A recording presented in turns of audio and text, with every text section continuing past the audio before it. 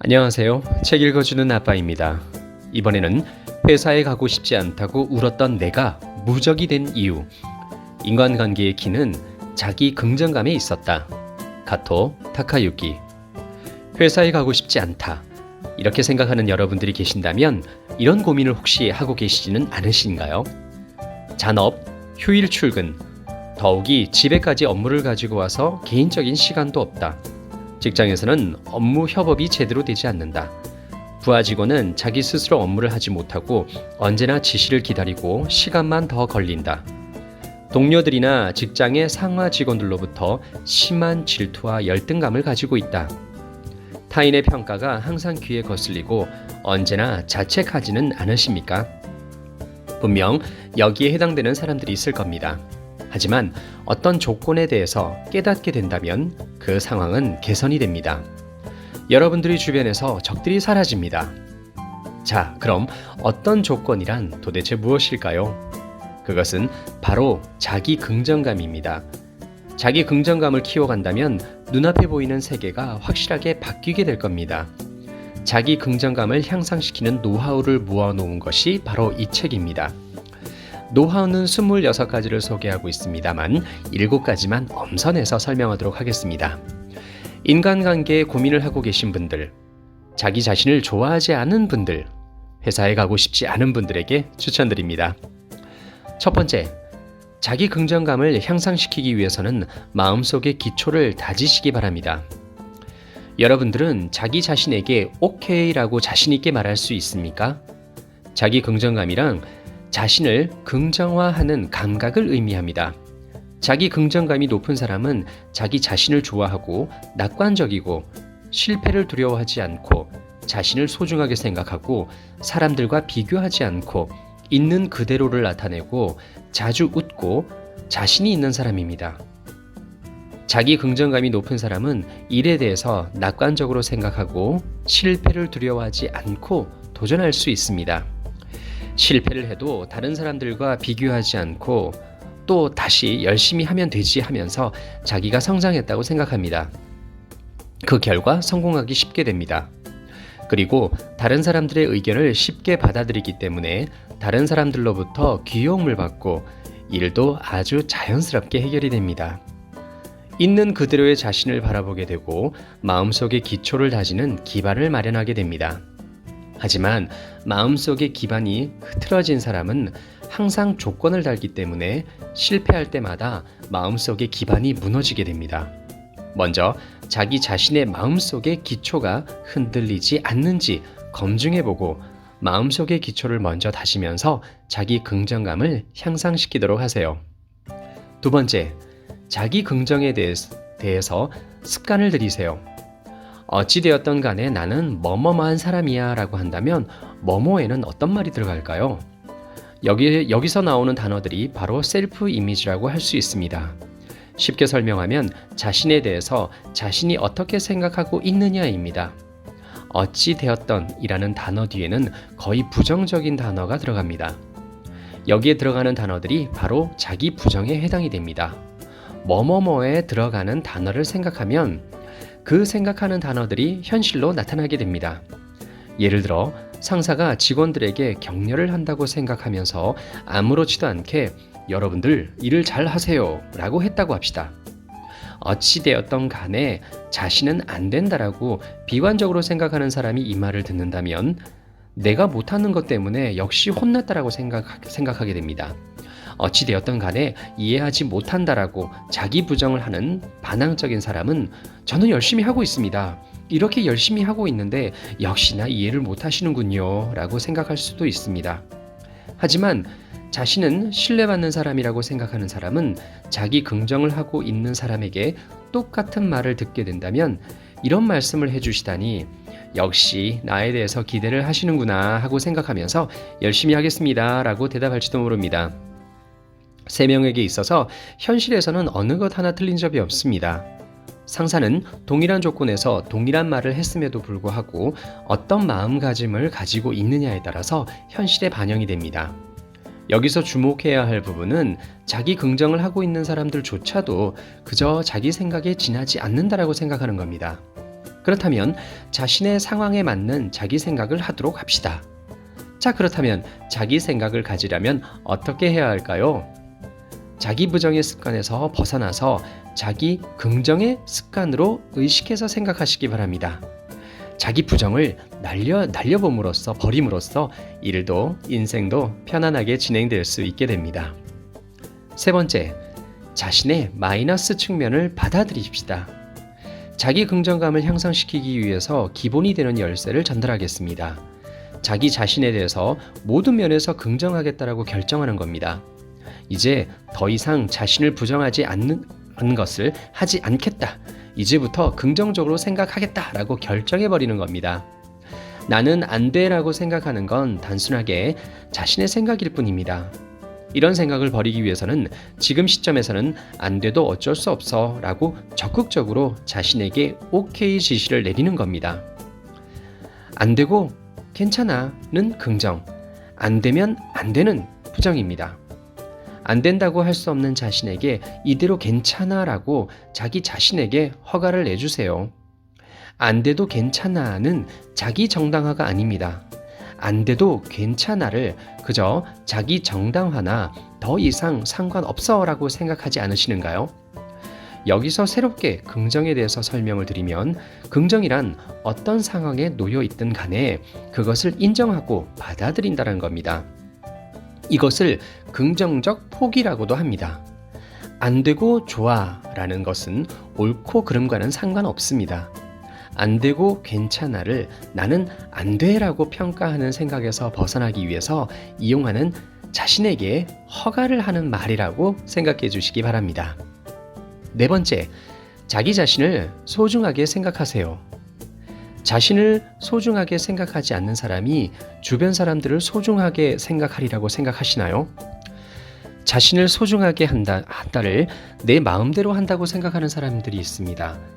다음의 정의를 꼭 알아두시기 바랍니다.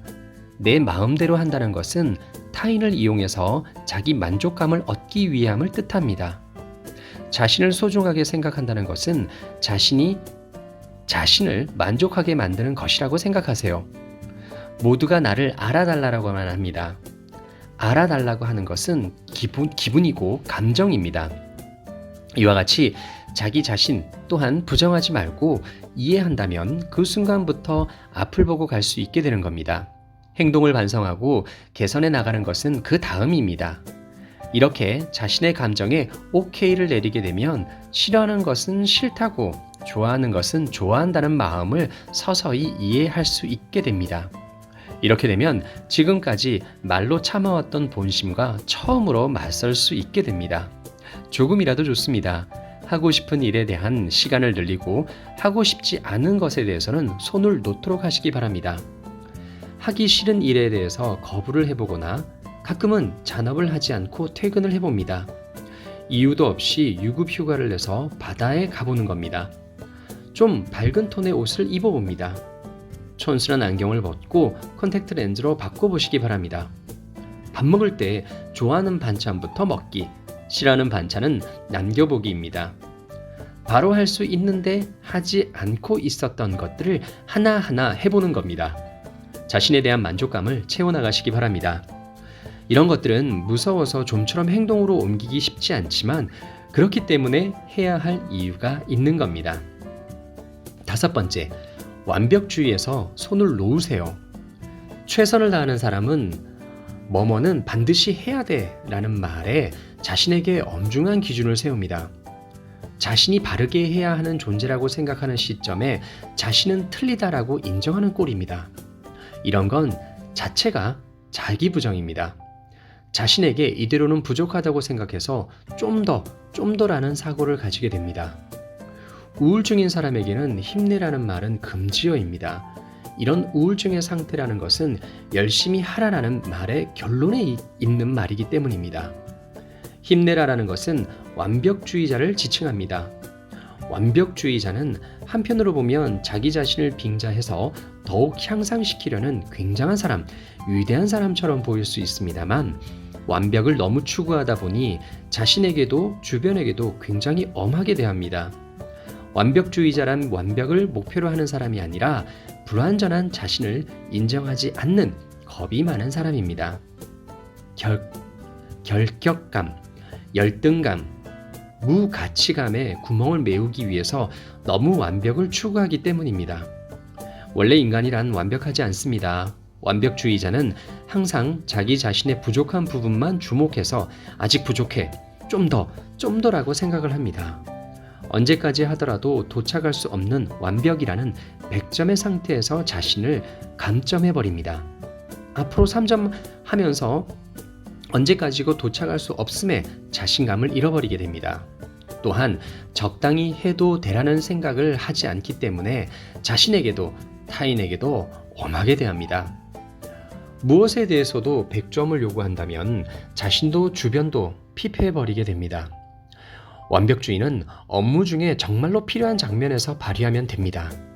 가끔 저는 아직 전혀 기대치에 못 미치는 사람입니다 라고 말하는 이가 있습니다만 이런 사람일수록 완벽주의에 빠져 있을 가능성이 높습니다. 완벽주의는 실제 행동이나 결과와는 전혀 관계가 없습니다. 나는 항상 열심히 계속하지 않으면 안 돼라고 자신을 구속하게 한다면 그런 사람이야말로 완벽주의자입니다. 자기 자신에게 혹시라도 감춰진 완벽주의에 빠져 있지는 않은지 한번 생각해 보시기 바랍니다. 6번째, 열등감을 드러내세요. 열등감을 있는 그대로 받아들인다면 다른 사람들보다 못하다라고 생각하는 겁니다. 한편 자주 듣는 말은 아닙니다만 열등생이란 말도 있습니다. 열등성이라는 것은 생활상 불리하게 기능하는 객관적인 속성을 말합니다. 알기 쉽게 설명하면 신체적 부자유스러움은 확실한 열등성에 해당이 됩니다. 일반적인 병이나 장애를 가진 것에 대해서 이런 것들을 열등성으로 구분을 합니다. 돈이 없다라는 것도 사회적으로 보면 열등성에 들어가고 소통 능력이 없다, 숫자에 약하다 모두 열등성에 해당됩니다. 이 얘기를 듣고 자신의 얘기라고 생각한다면 굉장히 화를 내는 사람이나 부끄럽고 괴로움을 느끼는 사람도 있을 수 있습니다. 그렇다면 지금 여러분들이 그런 감정이라면 그 감정이 바로 열등감입니다. 사회나 회사에서 살아가는 이상 열등성이 있는 사람은 열등감을 가지는 것은 어떤 의미에서는 어쩔 수 없는 부분입니다. 열등감을 가지고 있는 감정은 거의 대부분 상대방에게도 들켜 있다라고 보면 됩니다. 감출 수도 없고 얘기를 해도 그래 그래서 뭐? 라고 할 겁니다. 열등감은 말을 하거나 드러냄으로써 바로 마음이 편해집니다. 처음에는 불편하고 저항감이 있을 수 있겠지만 그러는 동안에 익숙해져서 신경 쓰지 않게 됩니다. 약점을 얘기함으로써 아니야, 당신에게도 이런 장점이 있어요 하면서 가르쳐 줄 수도 있을 겁니다. 이렇게 반복함으로써 어느 순간에 주변 사람들은 적이 아니라 자신을 받아들이는 동료가 되고 응원해주는 사람들이 되어 있을 겁니다. 만약 자신을 인정하는 사람이야말로 진정 용기가 있고 멋진 사람입니다. 자신의 열등감을 주변에 알리고 사랑받는 사람이 되시길 바랍니다. 7번째, 타인에게 질투를 한다면 응원해 보세요. 어떤 사람이라도 가지고 있는 최강의 재능이 있습니다. 이것은 세상에 성공한 사람들은 전부 알고 있습니다. 아쉽지만 보통의 사람들은 대부분 알지 못합니다. 자신이 없는 사람, 자기 긍정감이 낮은 사람은 자신의 결점과 약점은 어떻게든 수정해 보려고 하고 보충해 보려고 노력하려고 합니다. 또한 상대방의 능력이나 재능에 질투심을 느끼고 부럽다고 생각합니다. 저렇게 되고 싶다고 노력합니다. 약점을 보완하려고 노력해도 괜찮습니다. 하지만 자기 자신에게 관심을 두는 것에 대해서 관두고 꼭 해주셨으면 하는 것이 있습니다. 그것은 바로 사람들에게 공감하고 인정하는 겁니다. 그리고 사람을 칭찬하는 겁니다. 더욱이 사람들을 응원하는 겁니다. 사람은 각각 재능과 능력을 가지고 있습니다. 인정하고 칭찬하고 응원해주는 사람들에게 사람과 재능이 모이게 되어 있습니다.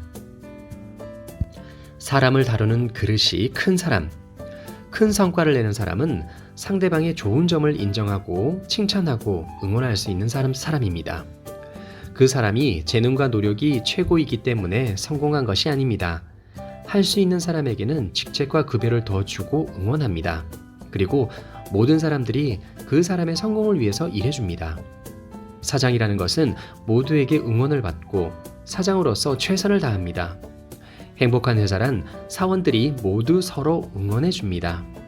응원해주면 적은 반드시 동료로 변합니다. 응원하면 응원받는 사람이 됩니다. 그곳에는 감사와 웃음의 순환이 시작됩니다. 서로 응원해주는 사람들을 우리는 동료라고 합니다. 동료가 되면 싸우거나 경쟁하는 적이 아니게 됩니다. 동료에게는 있는 그대로의 마음을 열고 신뢰하고 협력할 수 있는 관계가 됩니다. 응원이라고 하면 뭔가 대단한 것을 생각하시겠지만 열심히 하네, 응원한다 이런 말들로 충분합니다. 이렇게 함으로써 응원해주는 동료를 손에 넣을 수 있게 되는 겁니다. 응원받게 되면 자신에게도 가치가 있다고 생각하게 됩니다. 그리고 이건 꼭 하시기 바랍니다. 타인뿐 아니라 자신을 응원해주는 사람이 되시기 바랍니다. 나 열심히 하고 있는데 나 자신을 응원한다 라는 말을 자신에게 함으로써 자기 긍정감을 향상시키게 됩니다. 자기 자신을 긍정한다는 것은 간단하게 말해서 안 되는 나 자신이지만 뭐 어때? 라고 긍정적으로 인정하는 것입니다. 하지만 세 번째에서도 말씀을 드렸듯이 안 되라는 것은 그저 단순하게 자기 생각일 뿐입니다. 그렇기 때문에 여러분들도 긍정적으로 포기하시기 바랍니다. 자기 자신을 있는 그대로 받아들이고 친절함, 마음속 풍요로움, 웃음 등 자기 긍정감 이외에도 여러 가지가 자신을 바꾸게 해줄 겁니다. 먼저 자신을 긍정하는 것부터 시작하시기 바랍니다. 감사합니다. 구독과 좋아요도 부탁드립니다.